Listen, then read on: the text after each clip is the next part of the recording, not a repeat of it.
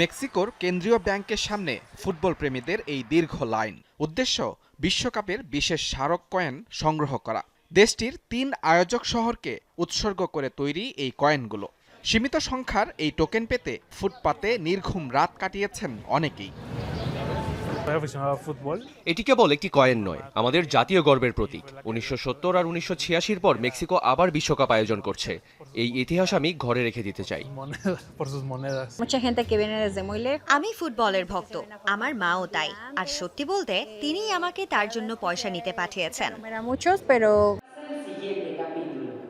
শহরের অন্য প্রান্তে চলছে অ্যালবাম এপিকো প্রদর্শনী।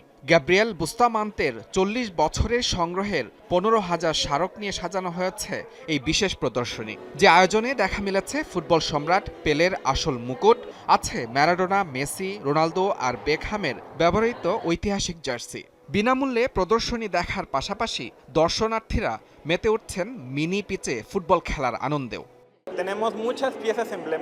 শিশুরা সত্যিই খুব খুশি। আমার মনে হয় বিশ্বকাপে মেক্সিকোর অংশগ্রহণের এই ঐতিহাসিক প্রেক্ষাপটটি জানা খুবই গুরুত্বপূর্ণ। এই জাদুঘরে আসাটা দারুণ অভিজ্ঞতা। এই প্রদর্শনী ম্যাচগুলো আয়োজন করা খুবই গুরুত্বপূর্ণ, কারণ ফুটবলে আমাদের অর্জন নিয়ে আমি গর্বিত।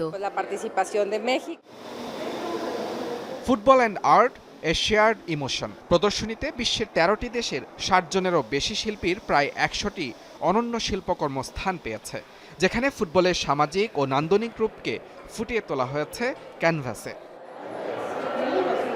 প্রতিটি বিশ্বকাপেই মেক্সিকান সমর্থকদের উন্মাদনা চোখে পড়ার মতো।